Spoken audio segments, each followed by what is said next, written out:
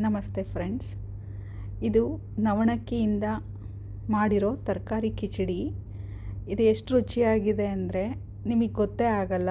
ಕೆಲವೊಬ್ಬರು ನವಣಕ್ಕಿ ಅಥವಾ ಬೇರೆ ಯಾವುದೇ ಮಿಲೆಟ್ ಹಾಕಿದ್ರೆ ಇಷ್ಟಪಡಲ್ಲ. ಬಟ್ ಇವತ್ತಿಲ್ಲಿ ನಾನು ನಿಮಗೆ ತೋರಿಸ್ತಾ ಇರೋ ಈ ಕಿಚಡಿ ಗೊತ್ತೇ ಆಗೋದಿಲ್ಲ ನಿಮಗೆ.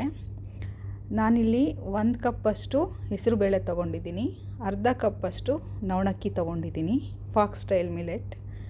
ಇದೆರಡನ್ನು ನಾವು ಮಿಕ್ಸ್ ಮಾಡಿಕೊಂಡು ನೀರಲ್ಲಿ 2 ರಿಂದ 3 ಸಲ ಚೆನ್ನಾಗಿ ತೊಳ್ಕೊಬೇಕು. ತೊಳೆದು ಅದನ್ನು ಪಕ್ಕಕ್ಕೆ ಇಟ್ಕೊಳ್ಳಿ. ನಂತರ ನೀವು ತರಕಾರಿಗಳು, ನಿಮಗೆ ಇಷ್ಟ ಆಗಿರೋ ಎಲ್ಲ ತರಕಾರಿಗಳ್ನು ಚಿಕ್ಕದಾಗಿ ಹೆಚ್ಚಿಟ್ಕೊಳ್ಳಿ. ನಾನಿಲ್ಲಿ 1/4 ಕಪ್ಪಷ್ಟು ಬಟಾಣಿ ಮತ್ತು 1/4 ಕಪ್ಪಷ್ಟು ಕ್ಯಾರೆಟ್ ತುರಿ ಮತ್ತು ಸ್ವಲ್ಪ ಕ್ಯಾಪ್ಸಿಕಮ್ ಮತ್ತು 1 ಟೊಮ್ಯಾಟೊ, ಹಾಗೆ 1 ಈರುಳ್ಳಿನ ಚಿಕ್ಕದಾಗಿ ಹೆಚ್ಚಿಟ್ಕೊಂಡಿದ್ದೀನಿ. ಸ್ವಲ್ಪ ಚಿಕ್ಕದಾಗಿ ಕಟ್ ಮಾಡ್ಕೊಂಡಿರೋ ಕೊತ್ತಂಬರಿ ಸೊಪ್ಪು, ಹಾಗೆ 4 ರಿಂದ 5 ಒಣಮೆಣಸಿನ್ಕಾಯಿ ಪೀಸ್ಗಳು ಮತ್ತು ಸ್ವಲ್ಪ ಕರಿಬೇವು. ಇಲ್ಲಿ ನಾನು ಒಂದು ಕುಕ್ಕರ್ನ ಬಿಸಿಗಿಟ್ಕೊಂಡು ಅದರಲ್ಲಿ 1-2 ಟೇಬಲ್ ಸ್ಪೂನಷ್ಟು ಎಣ್ಣೆ ಹಾಕಿದ್ದೀನಿ.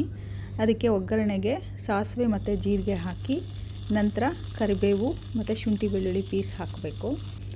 ಈಗ ಅದು ಸ್ವಲ್ಪ ಫ್ರೈ ಆದಮೇಲೆ ಅದಕ್ಕೆ ನಾನು ಈರುಳ್ಳಿ ಸೇರಿಸ್ಕೊಳ್ತಾ ಇದ್ದೀನಿ. ಈರುಳ್ಳಿನ ಸ್ವಲ್ಪ ಫ್ರೈ ಮಾಡ್ಕೊಂಡ್ಮೇಲೆ ಒಣ ಮೆಣಸಿನ್ಕಾಯಿ ಪೀಸ್ಗಳನ್ನ ಸೇರಿಸ್ಕೊಳ್ಳಿ. ಇದನ್ನು ಚೆನ್ನಾಗಿ ಇದ್ರ ಜೊತೆ ಹುರ್ಕೋಬೇಕು. ಇದು ತುಂಬಾ ರುಚಿಯಾಗಿರುತ್ತೆ. ನೀವು ಇದನ್ನು ಟ್ರೈ ಮಾಡಿ ನೋಡಿ, ಎಲ್ಲರೂ ಇಷ್ಟಪಡ್ತಾರೆ, ಮಕ್ಕಳಿಂದ ಹಿಡಿದು ದೊಡ್ಡೋರವರೆಗೂ.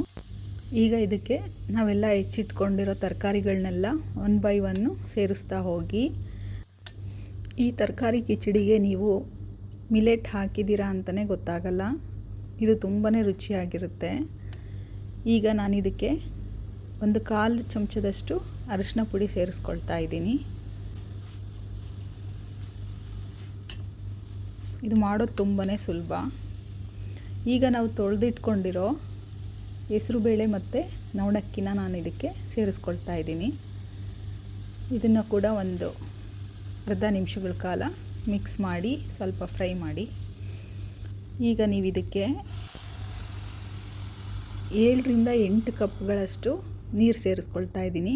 ನಾನಿಲ್ಲಿ 1.5 ಕಪ್ ಅಳತೆಯಷ್ಟು ಹೆಸರುಬೇಳೆ ಮತ್ತು ನವಣಕ್ಕಿ ತಗೊಂಡಿದ್ದೆ. ಅದಕ್ಕೆ ನೀವು 7 ರಿಂದ 8 ಕಪ್ಗಳಷ್ಟು ನೀರು ಹಾಕ್ಕೋಬೇಕು. ರುಚಿಗೆ ತಕ್ಕಷ್ಟು ಉಪ್ಪನ್ನು ಸೇರಿಸ್ಕೊಳ್ಳಿ. ಹಾಗೆ ಹೆಚ್ಚಿಟ್ಕೊಂಡಿರೋ ಕೊತ್ತಂಬರಿ ಸೊಪ್ಪನ್ನು ಕೂಡ ಸೇರಿಸ್ಕೋಬೇಕು. ಈಗ ನಾನು ಒಂದು ಅರ್ಧ ನಿಂಬೆಹಣ್ಣಷ್ಟು ಇದು ರಸನ ನಾನು ಇದಕ್ಕೆ ಸೇರಿಸ್ತಾ ಇದ್ದೀನಿ. ಇದನ್ನೆಲ್ಲ ಚೆನ್ನಾಗಿ ಮಿಕ್ಸ್ ಮಾಡಿ ನೀವೀಗ ಕುಕ್ಕರ್ ಮುಚ್ಚಿ ಇದನ್ನು 3 ರಿಂದ 4 ವಿಷಲಷ್ಟು ಕೂಗಿಸ್ಕೊಳ್ಳಿ. ಇದು ಚೆನ್ನಾಗಿ ಮೆತ್ತಗೆ ಬೇಯಬೇಕು, ಆಗಲೇ ರುಚಿ ಚೆನ್ನಾಗಿರುತ್ತೆ.